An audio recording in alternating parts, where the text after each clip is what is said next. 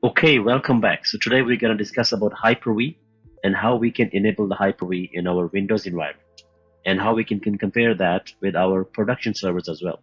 So this is the script that will allow you to install Hyper-V on your home edition of Windows, Windows 10 or Windows 11 for that matter, because by default, Windows 11 Pro and Windows that is Enterprise Edition will allow you to use that option by default. But since I have not that version, let's see which version is mine. One is Windows Edition. It's 11. It is Home Edition here, which doesn't give me the option that I want to use. So this file is .bat extension. I will upload this file in the video description as well, so you can use that, and this will allow you to have the feature that is Hyper-V. Let's see how it works. So if I open up the Hyper-V now here, there's no VM at the moment now, for example, and how it looks like in the production environment here. So this is Windows Server 2016 here, and it's got a couple of VMs that are running here, and this is even the server operating system itself where I'm logged in is running on Hyper-V. It's really super fast and it's really easy to do it. I think it's far better than VirtualBox or VMware. Cool. If I go to the quick create here, it will give me by default, few of the operating systems. I think there is one for Ubuntu. There are different versions, and there is Windows dev environment as well.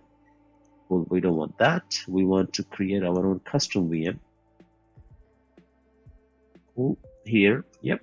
Want to name it as Linux Plus. And where do you want to store the VM? We want to store it in, for example, got an external drive. I want to select that. Yep, I want a generation 2.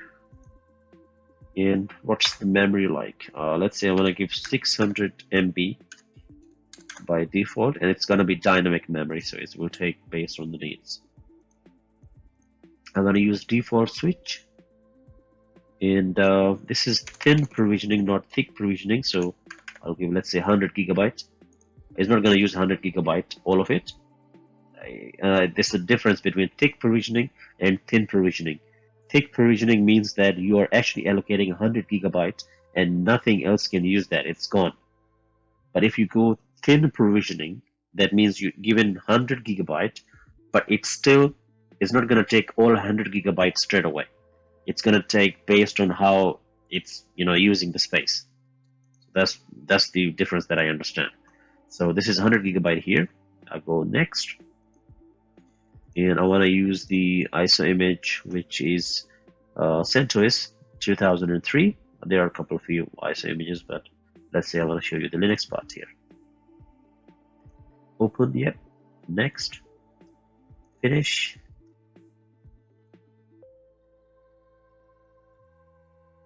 Cool. Okay, so if I go in setting, I do not want the secure boot. It's always good for Windows, as per my experience. Memory is fine. I'll just take it as one. CPU is fine, just for testing purpose. Default switch is fine. There's no VLAN enabled, so I will leave that as default. Apply. Connect. Let's see how it works now. Go ahead. Yep. Want to install that part? Yeah. See, automatic checkpoint created here. So it's running here now. Yep. Hit enter. So it might take a couple of minutes now because this is the full installation process. We are back again. I think it shouldn't take long now. It is almost done now here.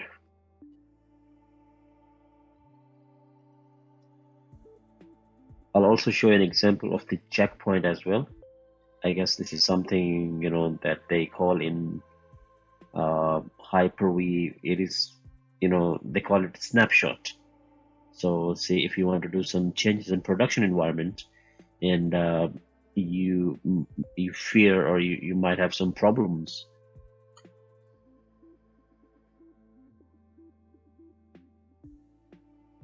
Yep, should be done. Cool. So it's completed now. Let's give it a reboot. Cool.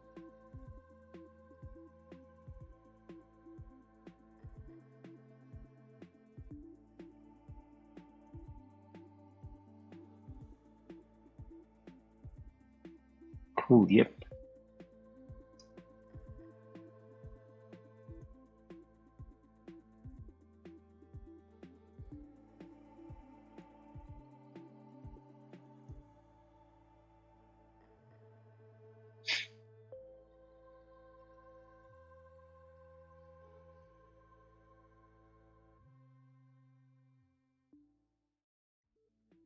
So it's taking at this time now 600 MB. That's dynamic memory, and yeah, I think it's good enough for a lightweight VM. Cool. So we'll use the account that was root, and we type in the password. Of course, I'm not going to tell you guys. It's super secret. Cool.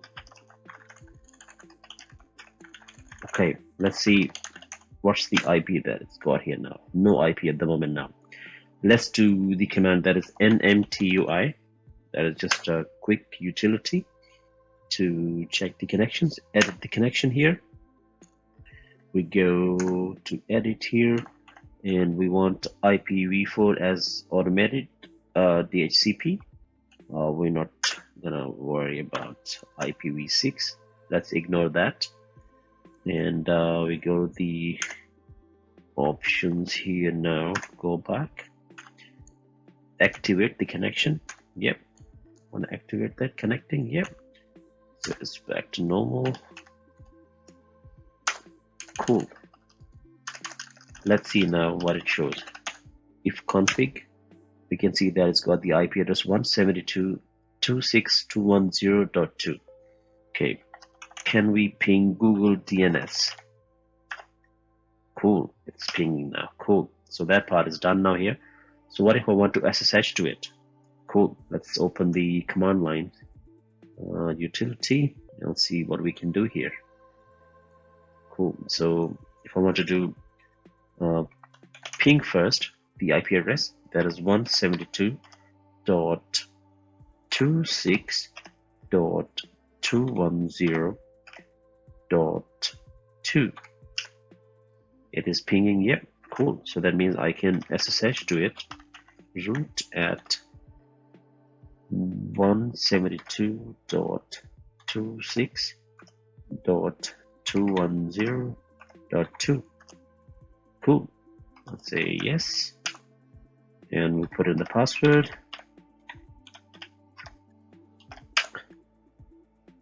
Cool. So for example here now I can SSH from my local Windows to the VM that is hosted on HyperV here, and this is just to test purposes, but it works really awesome. Cool. Okay, let's say I want to show you some part when it the checkpoint here, for example, like what's the benefit here, like what's the snapshot, what we can do with it, for example. Okay, let's say I want to do I want to create a checkpoint here, for example. Now checkpoint, create a checkpoint here.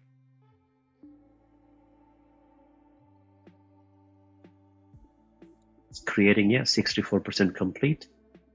Done. Cool. So if I want to do now yum which hashtop, this is one of the package which shows you the CPU and memory usage. This is nothing at the moment. If I do hashtop, is command not found. What if I want to do yum install hashtop? Let's see what it does.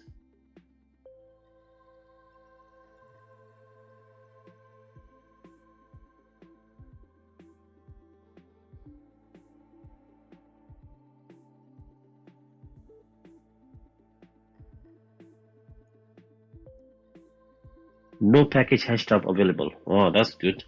Okay, so that means this is not available on default repos. So what if I want to do yum install Apple release? So this is from here. You can get a lot of other packages.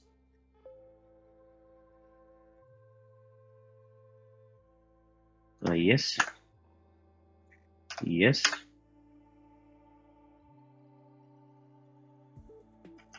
Cool. So that means now if I do yum install hashtop, it will fetch now, because that is one of the biggest repo for CentOS. and Red Hat. Cool. Thinking. Yes. I say yes again. Okay. Clear. If I do htop here, see, it gives me the CPU and memory usage on the VM itself at the moment now. If I do quit, say which htop, it tells me that it is in user binary htop. That's the package name htop here. Okay, now let's say I don't want this, for example, the changes, I want to roll back. I want to keep it, for example, the way it was before. So I can go here. This is the snapshot that was created. You can say apply. Yep, apply. It's saving. Yep, it's rolling back the changes. Let's see what it does now.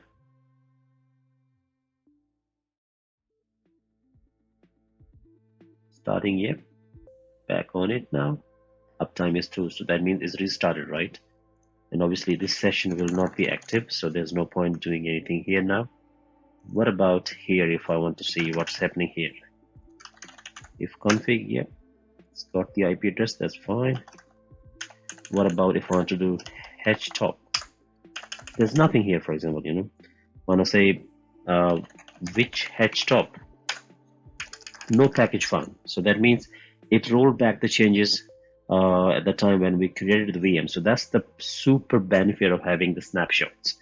So imagine, for example, you're not going to have anything like that on VirtualBox. You might want to do some changes on the VM. You will take a snapshot, right? And then if you don't like the changes, you can always roll back. So that's super cool. Yeah. For example, if I want to see who is actually connected at the moment now, it's just me. That's fine. Cool. So we tested that the snapshot part is done as well, and we see that HyperV, it is super beneficial. For example, if you want to test it, this is exactly what most of the companies are using in production environment. I mean, the fact is, for example, here this is Windows 2016 server, which is running quite few of the VMs in production environment, and yeah, I mean, like, this is far better than for example, having the VirtualBox. So I think I will say give it a try, and I think you guys will love it.